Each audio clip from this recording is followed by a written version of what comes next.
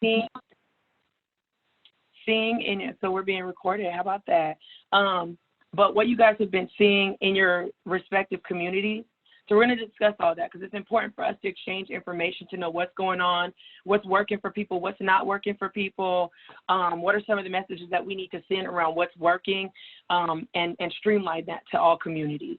Also, we are going to be talking about our values again, and just grounding this whole conversation in our values in youth collaboration, racial and LGBTQ equity, and then also experience the movement of connection with each other in the midst of COVID-19, and think about a tangible offering to support. So my video just came up, but I'm still talking to y'all.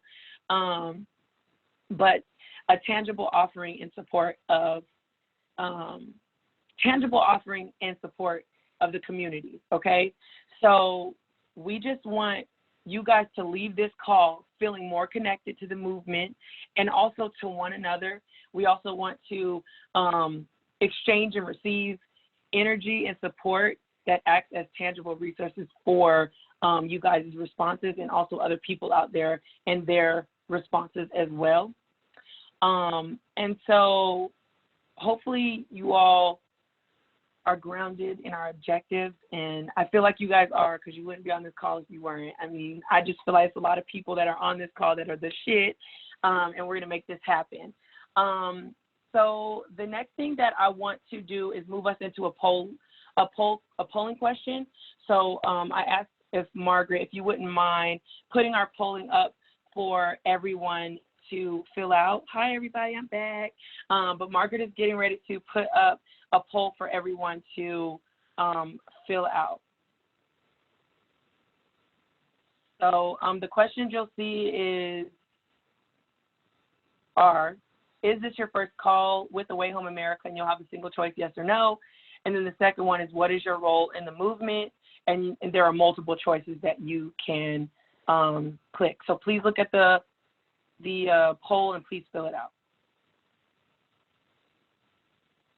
Thank you so much, Margaret, for getting that up there. Where's the poll being sent through? It should just pop up.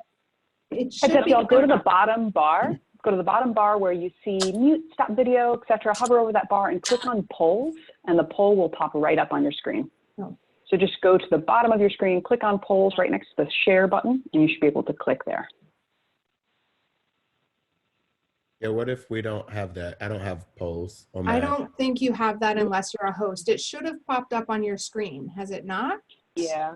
No. Try to resend it, Margaret. Yeah. Some people are voting though. Does it matter if you're on your cell phone or not? Don't know. You know what? Let's move through this. Let's troubleshoot, but let's move to the next item, Marcel. Maybe can we do a thumbs up or thumbs down? Just I know raise not hand. everyone's on camera, but that might work. Just do it live. Yeah. Okay. So I'll just ask the question, and if folks can respond. So the first question is this your first time on a call with the Way Home America? Yes or no?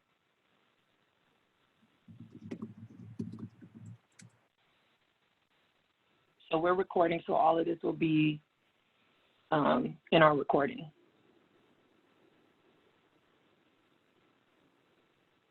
I'm seeing folks chat. That's great. If you're on the phone, we're so glad you're here, and we will miss your votes, but we're getting a general sense from folks that are online. Nice. So the next question is, what is your role in the movement? So service provider, COC/Gov, philanthropy, TA consultant, so like a technical assistant consultant, a young person, an advocate, or however else you identify in your role. And I see that folks are putting that. Thank you guys so much. Y'all are the shit. I'm telling you, we make this shit pop.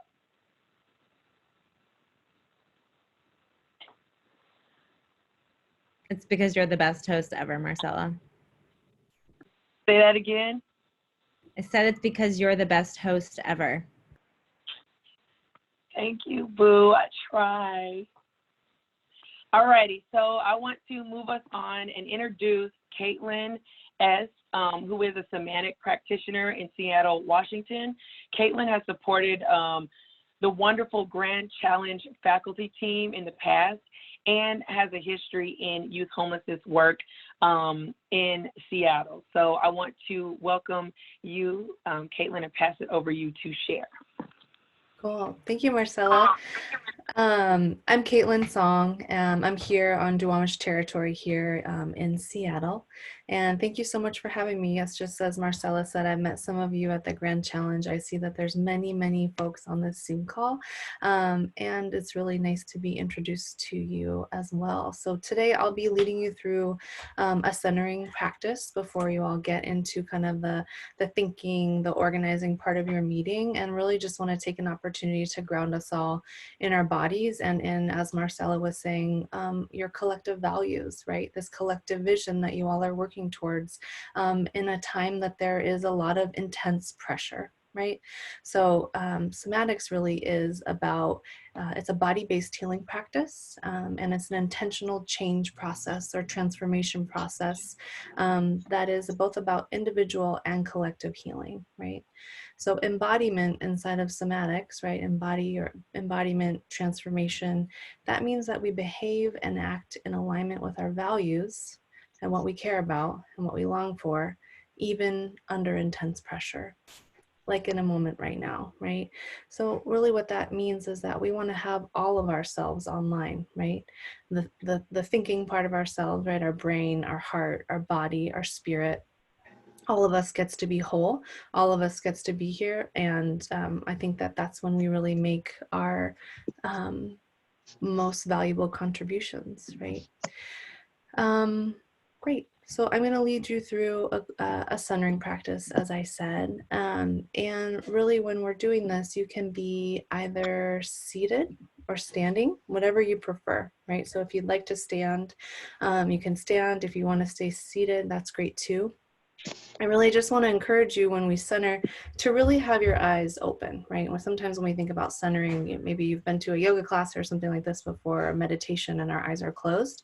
We want to be able to have, hi, someone said hi in the chat. We want to be able to have our eyes open, right? Because for those of us who are able to see, right, we want to be able to move through the world with what we care about from center throughout our day, which requires our vision, which requires us to have our eyes open. So please keep your eyes open for this. If you want to stand, please stand. I encourage you also to not look at your screen in this moment. I'll be tracking you here, but to really let your eyes, let your vision be out at the horizon. Right? Let your eyes be out at the horizon and take in the environment that's around you. You might be in your office or your home, your home office, right? Because we're all home right now and social distancing. But really take in the environment around you, right? Great.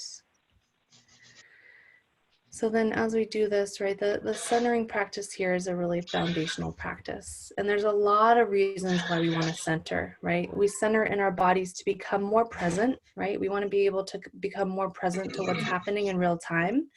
We want to be able to be open, right? Open to one another, open to what we care about, and we want to be connected to one another, even in this virtual across the airways moment, right? We want to be present, open, connected. So we actually center to feel more and to come alive, right? We center more to feel more of our aliveness. We want to be able to denumb ourselves, and we really want to center purposefully around what we care about. And so when we're doing our centering practice, we're also creating a home in our bodies, a home base in our bodies for us to be able to return to, right? So like I said, you can stand or sit.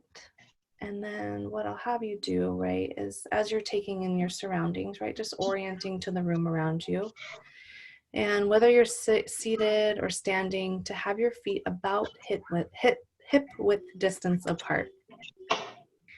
And really the first thing that we do inside of centering is a quick body scan, right? We're starting to bring our attention down below our neck.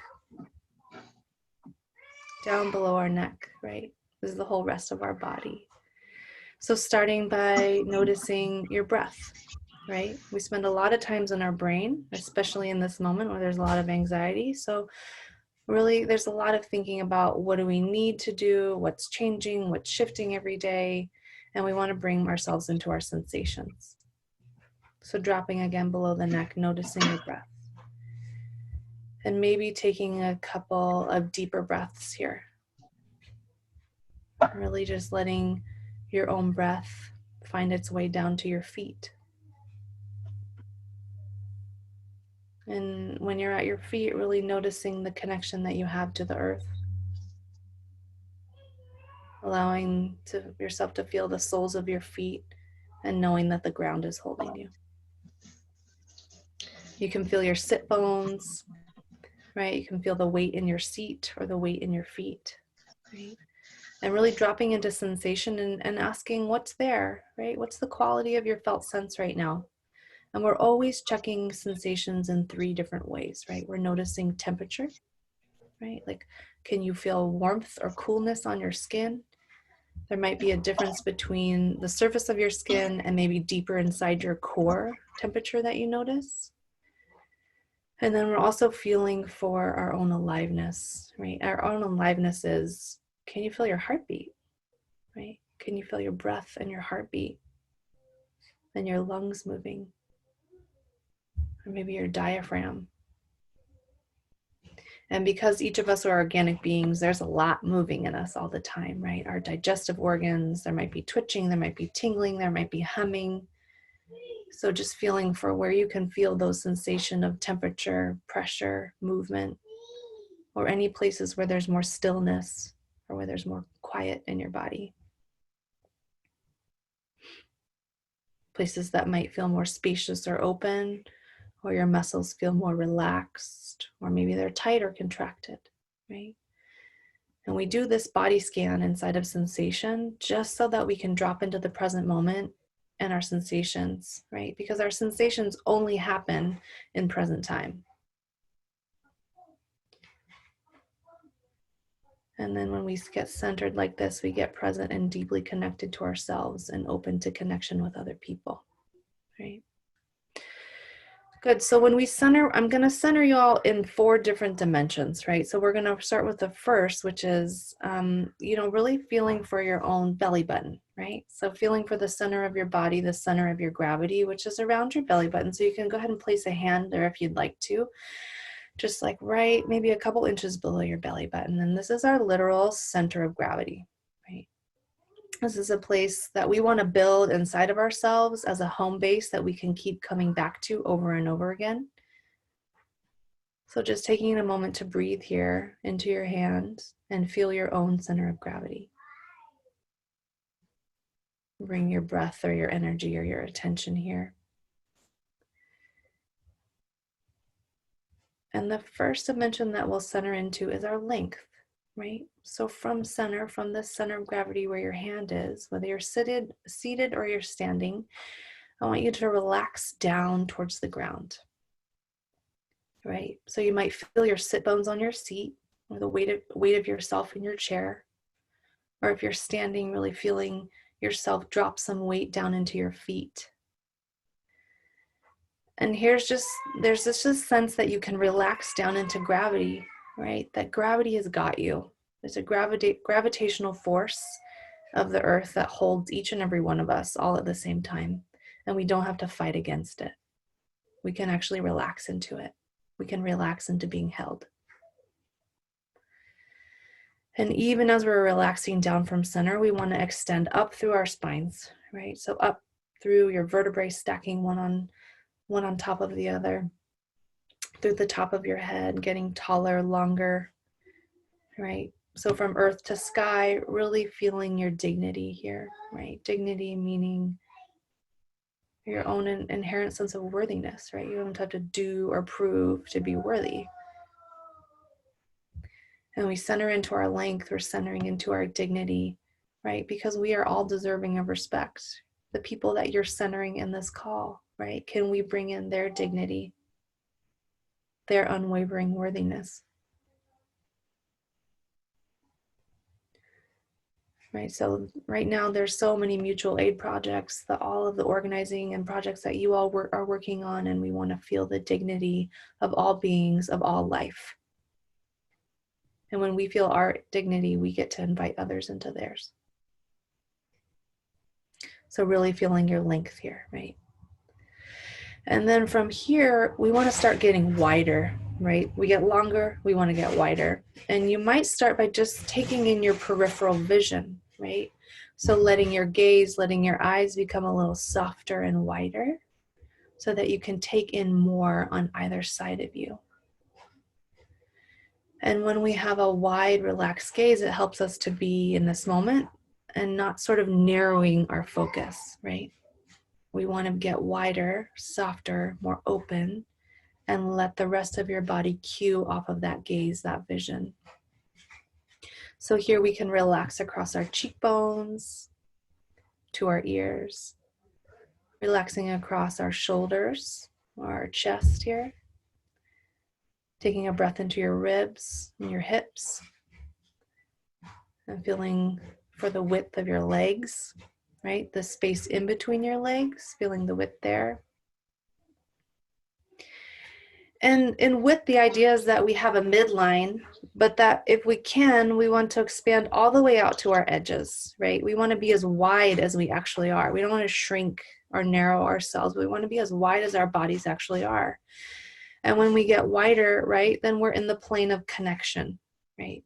We want to get wide enough to feel the connection that's here for ourselves in our own body, and that on either side of us, right, there's another person that ends and begins, right? We're connected. We are actually very interconnected in this moment. And this moment calls for so much interdependence. And in interdependence, right, that requires us to feel a connection to ourselves first, right? And we want to be able to feel each other across distance, right? Across this phone call, we want to be in our width so that we can feel one another, and expanding into our width is just much easier in that way. And we also have a choice in the way that we're able to connect, right? Even as we're socially distancing, right? Even as we're maybe sheltering in place, we have choice about how we get to connect. So we really want to take up that width. We really want to fully inhabit that length and bring a lightness into this space that we get to take up with one another. So then finally, we're going to center into depth, which has two sides, right? Our length, our width, and our depth, right? So we have a depth that includes the back of our body. So we'll start there, right? So really feeling the back of your body and starting to feel what's back there, what's behind us. Can you feel the clothes on your back? Or maybe the back of your head, the space between your shoulders, the back of your legs. And the metaphor for what's at our backs is really our history, right? So there's a history of our lives, right? There's a history that we've been through just even today, or this week, or this month, or in our lifetime, right? We've survived a lot. And this goes all the way back to our ancestors. And we know that our ancestors have survived disease. They've also survived plagues. They've survived even maybe more than plagues, right? So they've been through all of this and brought us here to this present moment, right? So they're really there at our backs. They survived so that we can be here. So letting yourself feel some kind of resource there at your back, right? It might be someone in your lineage. It might be an ancestor, a chosen person, a mentor, a teacher, a young person that you've worked with, a place that you love. It's just a feeling of resource there at your back.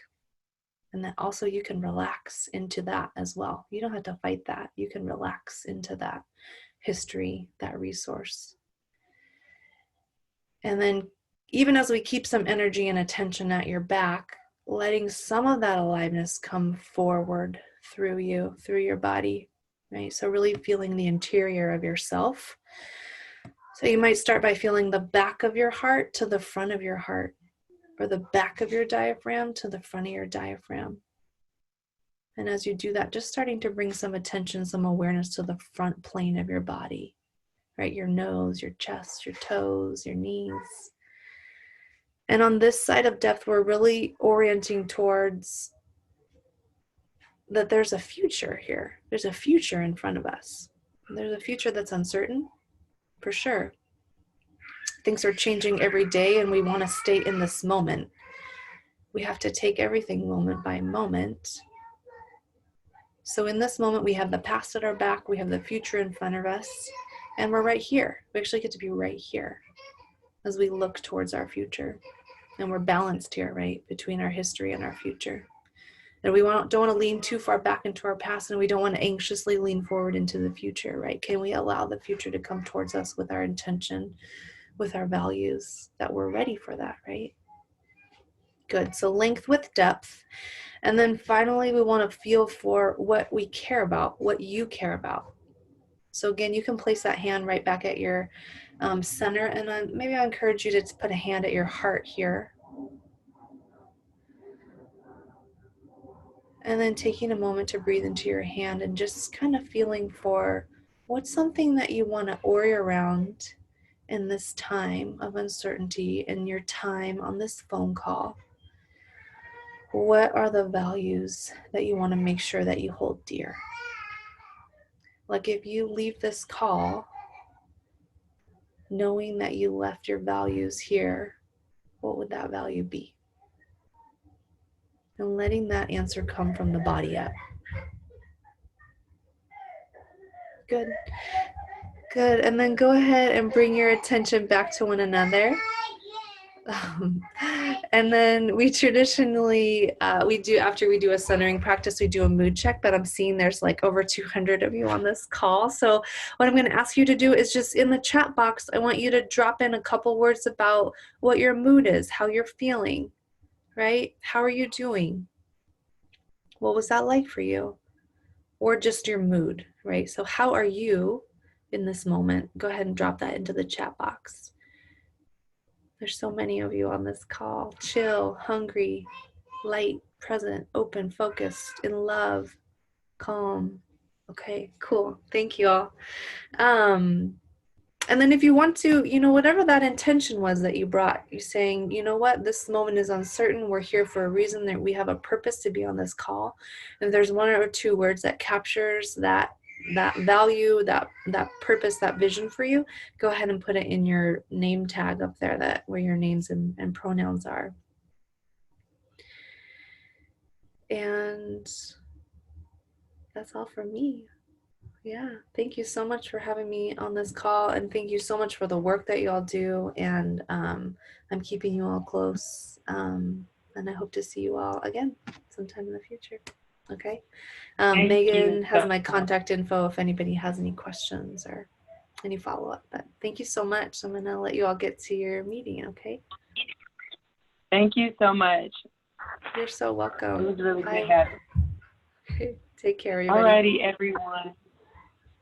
So I want to transition us to the next piece, the information piece, where we want you to receive current information from specific folks identified on the call around how shelters and homelessness programs are responding, including best practices for managing this crisis that we're in right now.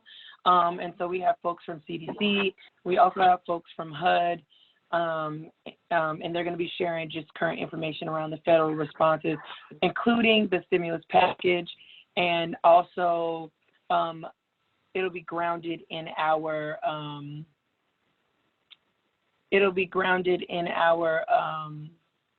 can you guys hear me?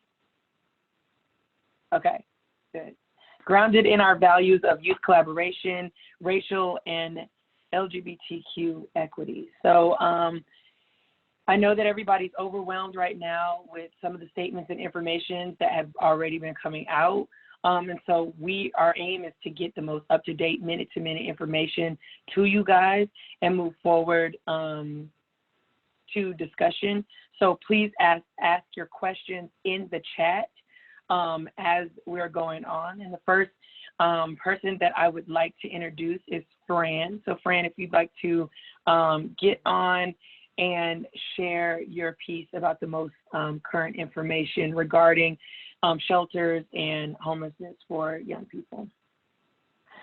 So this is Fran Ledger, and I'm with the U.S. Department of Housing and Urban Development, and I can talk a little bit kind of from a high level about what's going on at HUD. And then we have Caroline Krause, who's going to talk a little bit more about youth stuff. And we also have David Canavan on. I don't know if he's able, he's, I believe, traveling today, so I don't know if he'll be able to speak much, but if he can, he will. So I just want to thank you all, and I appreciate all the work that you're doing. And I have to say that I feel calmer today being on this call, so it was really great and helpful. But HUD is really committed to making sure that communities can use the resources that we currently have to be able to respond more effectively with what's going on. And also we're trying to get more resources available to communities to be able to address this kind of unprecedented thing that's going on. So one of the things that you'll see if you go to our website, hudexchange.info, is we have a page right now that is dedicated towards putting information out. There's a banner on the front page that you'll see at the very top, and it states infectious disease. You can go to that, and it has all of our latest information. There's some important pieces in there, and I'll talk about this just really briefly. But in there, what we're doing is we're putting out latest guidance and also some clarification about programs that we have and how you can use that funding in ways that specifically address the needs that programs are experiencing and trying to respond to COVID-19. So it's very helpful if you get HUD funding, if you're a program that receives HUD funds, to go and visit that page. Like you're an ESG recipient or a COC recipient, you can go there and learn more. I think that's very helpful. There's also, we're looking at funding that we currently have and how we can make changes or do waivers that will help communities in using money in ways that we don't typically allow for money to be used. We don't have details on that yet, but that is forthcoming. So once we know what all those things are, we will be publishing those. That again, those will be, that same information will be found in that location. So I can't talk in any detail about that, but we are looking to make adjustments to make it easier for communities. The other thing that we're doing is we're putting out a lot of technical assistance in communities to help support communities in thinking about how they can better address issues as they're coming up. Things are changing really rapidly locally. And there's a lot of stress we're seeing going on in communities. It's important, I would say, for people to think about how best to collaborate across the homeless service system right now with local government, public health systems, healthcare facilities. That information is very key right now, to be able to get access to information and to share what's going on. And I think in particular, it's important for people to understand what are the unique things that those experiencing youth homelessness are facing in this crisis. And so I think that anywhere that you can get access to be collaborating in these conversations, it's important. Also, volunteers and staff need to have the most up-to-date information, so visit the website.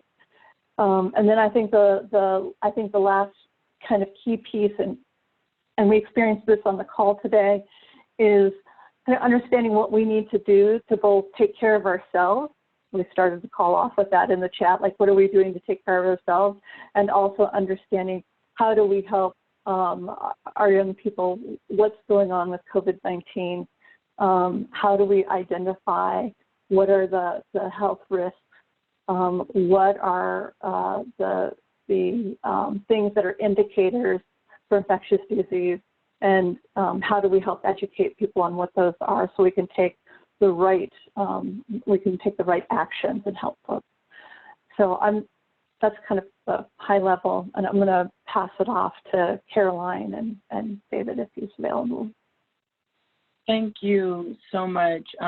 Yes, I would like to pass it off to David and Caroline, who I want to be clear that you guys have 3 minutes to share. I hate that we're cutting it short like that, but we want to make sure that everybody is having an opportunity to share. Also, right now, a lot of people are putting resources in the chat, so I want to let everybody know that we will be getting those links out to folks, because if there are specific questions that you may have for HUD or specific questions that you may have for other organizations, those are in there, so don't get discouraged. We're still, like I said, trying to streamline communication and getting everybody access to everything, so we will put that in there. But David and Carolyn, either one of you would like to go first. I guess I'll say, David, if you want to share, and then if you wanted to pass to Carolyn, you have that opportunity to. But again, 3 minutes to share. So this is Caroline. I'm going to do the opposite there. I just wanted to back up. Everything that Fran said is, what we are doing, and just to make sure that we are, we want to make sure that that we're being responsive to you. So I did put in a link that I think will go out to the Ask a Question. We're getting a number of questions every day coming in through that, and they get sent to people that can triage and then work on them. So if you have a question, please feel free to enter in a question from that Ask a Question. You should get an answer shortly. Also, if your community has specific questions or needs technical assistance support during this time, you can also request technical assistance either through the HUD Exchange, and I'll put that link in, or through Ask a Question. It'll get triaged to us as well, so that we can be there and helping your community work through this. Thanks, Caroline. Thank you, Caroline. Super helpful. Is that you, David? It is. So, and I appreciate only having 3 minutes, because we've got a lot going on in the country right now. So I don't mind only having 3 minutes. So I think just quickly, our team's role in events is to help ensure that individuals and families experiencing homelessness are supported in moments of catastrophic disaster. So we work with FEMA and local jurisdictions inside of events to ensure that this group of people are thought of, and our programs are thought of in these moments of crisis. And I want to share just a quick snapshot of my last 2 weeks, so that you understand on this call that all of the authorities and all of the systems that are activated in this moment are being thoughtful of this part of our community and of the experience that all of you are having in this moment. I just was on, as Fran mentioned, I was in transit today. I took a red-eye flight from California to the East Coast, and I spent the last 2 weeks in the Emergency Operations Center in the state of California, working very closely with the team there to try to ensure that people in our communities who don't have the resources that others have are thought of in this moment. And so we've spent a significant amount of time trying to ensure communities are focused on how do they create safer options for people. We've looked at an option called non-congregate sheltering. So how do we move folks into spaces if they want to go there, that they can adopt some of the practices that CDC recommends in this moment. And anywhere you see on CDC guidance where it says go home and do X, rest, wash your hands, self-isolate, we know that people experiencing homelessness don't have those choices. And so I'm excited that you have a pretty senior person from CDC, Emily Masitis, on this call. And I think the joint guidance that HUD and CDC and all of our state partners have issued in this moment is targeted at helping all of our programs really navigate this moment together as a community. So thank you for this chance to speak. Thank you so much, David. We appreciate that. And I want to go ahead and pass it to Emily. Emily, I know that you have a lot to share with us, but if you don't mind giving us 3 minutes of your most important information from the CDC, we would really appreciate that. Sure. Hi, everyone. This is Emily Macedas at CDC. I am on CDC's At-Risk Population Task Force. That's the group that's really looking out for the people that we are very concerned about with this pandemic. So I just want to give you a couple updates. First, just a couple things to think about. Think about your approach to this outbreak. Think about how it's transmitted. That's how we're going to stop the spread, right? So we want to decrease our time in close contact, and we want to clean surfaces that might be contaminated by sneezes, coughs, clean those regularly, and break those chains of transmission. So that applies to people who are experiencing homelessness as well. So we have guidance up on our website on cdc.gov. If you go to the coronavirus section, there's guidance for homeless service providers, and there's guidance around unsheltered homelessness. When we're thinking about youth specifically, and I think probably you guys are aware that the burden of disease is a little bit lower with youth, and the severe outcomes are a little bit lower, but that does not mean that youth are immune.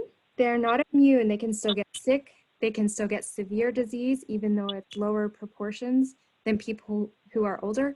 And they can also pass it along to other people who can have severe outcomes. The other thing is that young people can be, our greatest partners and our greatest strengths in this. So looking to the youth that you're serving for how they can help and what ideas they have. Look to them in this space. So please check out our website for guidance. We'll be putting up more materials. We'll be putting up some flyers and things like that that are specific to people experiencing homelessness. Those are not up yet, but within the next week or so. The other thing I want to point out is that someone in the chat said something about Point Source Youth webinar. We're going to join that as well. So if you have a question between now and then, think it, write it down and then bring it back to me at that point. We might have more time to get that question answered. Thank you so much, Emily. That was really, really helpful. I want to transition us to Dylan to share about the current status of the federal stimulus. Dylan? And if you could keep it to either 2 to 3 minutes, I would really appreciate that. Sure, thanks, Marcella, and I can probably keep it even shorter than that. So negotiations have come to a close on the Phase 3 stimulus package. It is going to include a significant, though short of what we were hoping for, portion of funds specifically for people experiencing homelessness.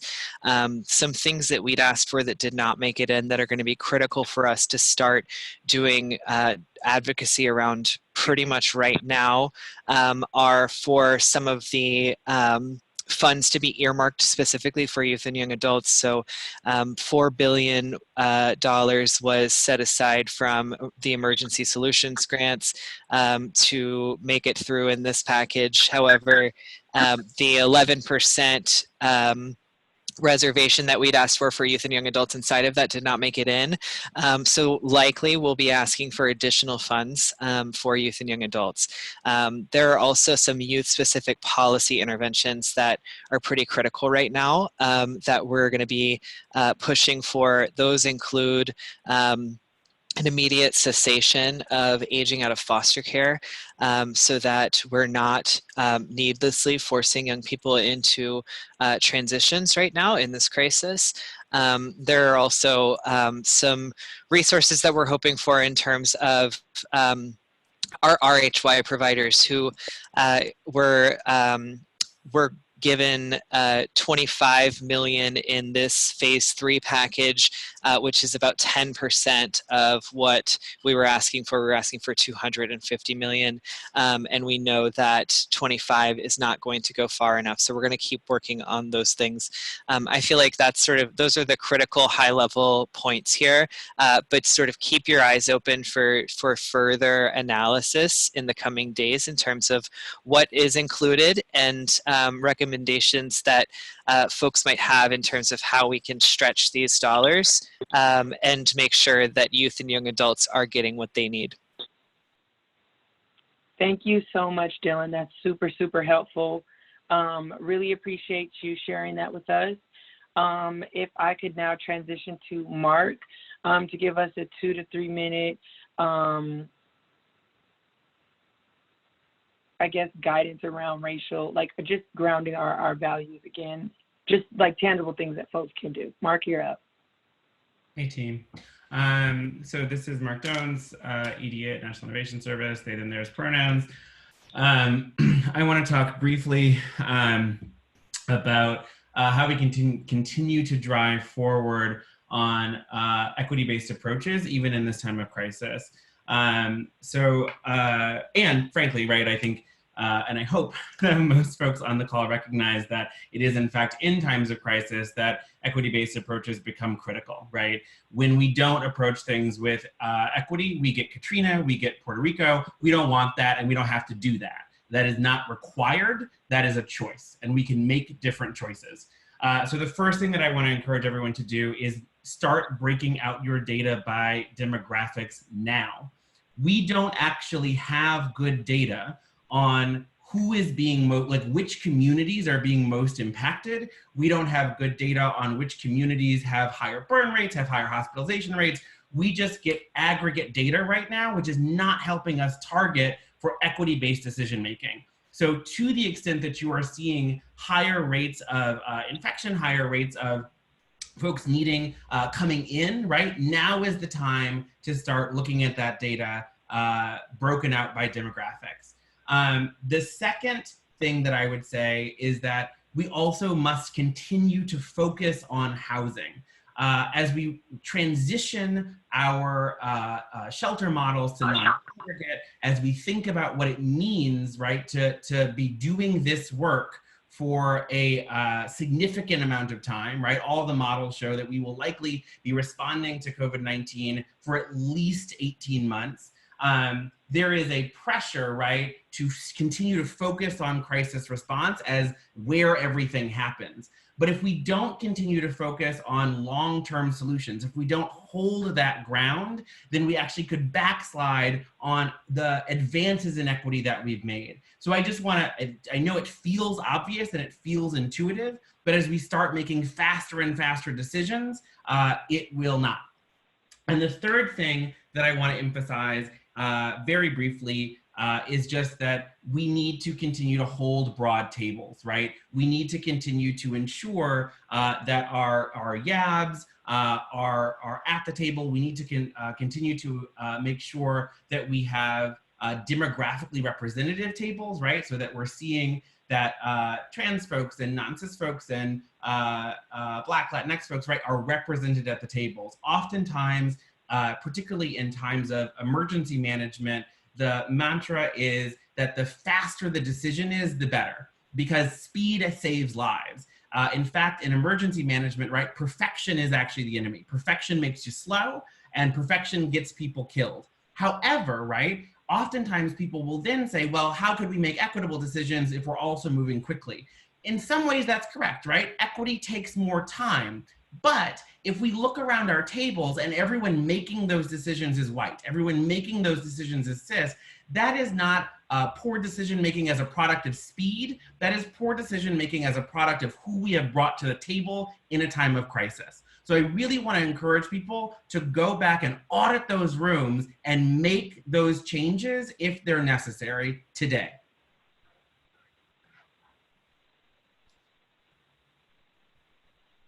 Thank you, Mark, so much. That was really, really good. Really appreciate you getting on, sharing that with folks. And next, I'd like to go ahead and pass it to Bishop, please.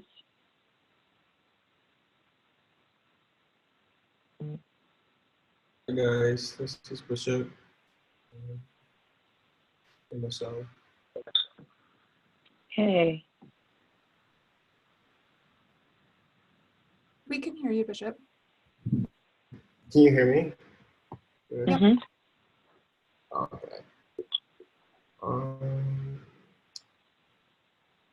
So I spoke with Megan a little earlier today, and we talked about what the youth action, not the youth action, but the National Youth Forum is doing around this work. And I think some of the things that we are considering, some of the things that we're considering, some of the things that we're working on the National Youth Forum is the kind of responses that are currently that people are having right now, and we've observed and kind of think, acknowledge that a lot of the responses are in the moment. I think our urge is for folks to consider the long-term impact of the responses that we're making now, the acts that we're having, the policy acts that we're having, the mandates that we're making. Another thing to consider, again, I think it was said earlier, the strength of young people and the strength of youth and young adults and leaders in the movement, and the optimism that they bring in this time. It's really beneficial for providers and for acting as first responders. It's a population that can be of great strength. That population is also experiencing high levels of unemployment right now because they do serve in the more consumer fields, so retail and food services and stuff like that, and that population is experiencing high levels of unemployment right now, which I think we on the forum also foresee as a challenge that will come up as soon as this crisis is over, with an increase in homelessness and housing instability. I think another thing that we ourselves are planning to have conversations and are offering suggestions. Again, it's really important that we think about the long-term impacts of the responses that we're having right now and think of young people moving forward. I don't know if there's any other specific questions or anything else that you want me to speak to this. Bishop, we're kind of having a bit of a hard time hearing you, but I think that you were asking at the end if anybody had any questions about what's going on to contact you. Yeah, I said if there were any other, the other thing that you wanted me to speak to as far as what the forum's doing, where we're at. No, I just wanted to highlight, I think it's important. Megan just put this in the chat that National Youth Forum, from you all, that COVID-19 is not just a health crisis, this is a social and connection crisis also. And it's acting like, oh gosh, it went like a light illuminating what has been in the dark. So yeah. I like that you guys shared that, because that is what it is. I mean, ultimately. Yeah, it's definitely bringing to the surface a lot of the system gaps and opportunities that we can take advantage right now, and then use COVID-19 sort of like a justification of why we should move into more equitable systems, because in history, people always want a reason of why things should work, and what's the purpose for it. And I think COVID-19 just really offers that for us as a movement of hey, this is why we need more interventions and more alternatives to the current systems and services that we use. And I think that one of the interventions that have for me really seem like something that's really equitable and something that we should really look to is cash transfers and how that could support young people, especially young people who are maybe doubling up or sharing an apartment and things like that, or folks who are in college and middle school. I think those are key populations of people to support, and I think cash transfer is the way for them as far as things that are working right now that we're seeing. That's nice. So thank you so much. Go ahead. No, yeah. I was going to say, yes, thank you so much, Bishop. It's really important because, again, we are centering youth voice at all of this. So you guys, we all know the stories, right, of what this looks like. We know what's going on, and even though this is a new pandemic for some people, it is bringing to light what's really going on. So I just want to move us to Jonathan really quickly to, I think we're closing out with Jonathan, and we have a couple of things. So before you guys leave, I know that it is 1:59, but I see that some folks are answering the question that Margaret placed in the chat. If you guys could place that in there, and Jonathan, take it away. Thank you, Marcella. Appreciate you. So we're going to end this section with a song together. I asked you to stay on mute because if we all sang into Zoom, it would sound bananas. But this is a song. I'm going to place the lyrics in the chat box right now. The lyrics are, "We are the children of the ones who did not die. We are the children of the people who could fly. We are the children of the ones who persevered. We are fearless. We are strong. We are ready to carry on." So I'll sing it once and then we'll sing it twice together if you want to join me in this. We are the children of the ones who did not die. We are the children of the people who could fly. We are the children of the ones who persevered. We are fearless, we are strong, we are ready to carry on. We are the children of the ones who did not die. We are the children of the people who could fly. We are the children of the ones who persevered. We are fearless, we are strong, and we're ready to carry on. One more time, all together. Say, we are the children of the ones who did not die. We are the children of the people who could fly. We are the children of the ones who persevered. We are fearless, we are strong, and we're ready to carry on. We are fearless, we are strong, and we're ready to carry on. Thank you all. Back to Marcella. Appreciate you all so much. Remember to stay connected. That was beautiful. Thank you so much. Thank you so, so much. Alrighty, so everybody who's still here, I know folks are dropping off, but if you haven't had a chance to answer the question in the chat, the first question is, are you ending this call feeling connected to the movement to end youth homelessness? The second question is, do you have any suggestions for our future calls with the Way Home America COVID related? So just put that in the chat if you don't mind. Thank you all so much for joining us today. We really appreciate you all taking the time out to get on here because we are fighting the good fight for people that we know. And really, we're just continuing our fight and trying to add more people that we need to this movement. And COVID is forcing some of those people. So let's keep it going and help our young people in this crisis and just period, this crisis that has been going on. I encourage you all to go to some of those links, ask your questions that you may have written down as we were going through this. And like I said, we will make sure that communication is streamlined through and you guys have access to all of these. Thank you all so much and have a wonderful day. Take care of yourself, take care of your friends and family, and check on folks that you haven't heard from.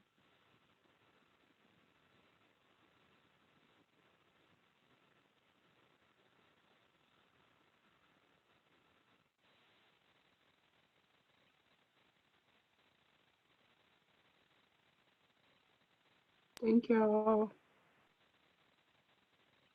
Thank you.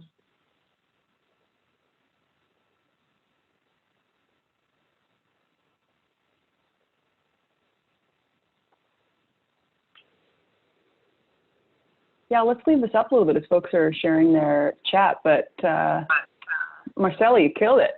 Killed it. Thank you. Thank you. Had some really good support from our team, so that was nice.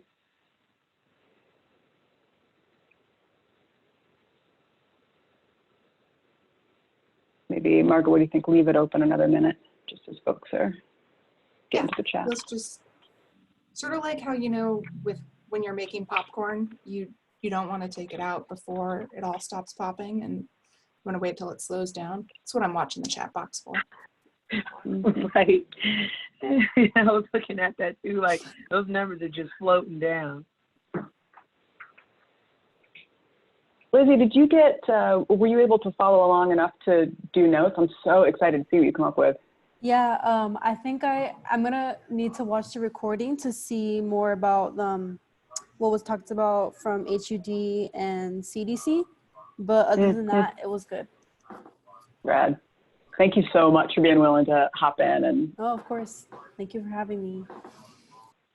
Yeah, I appreciate it, Lizzie. I'm excited to see that as well. Like that's so cool that you did that. Nobody's ever done that in any of the work that I've been in, so I'm super excited to see that.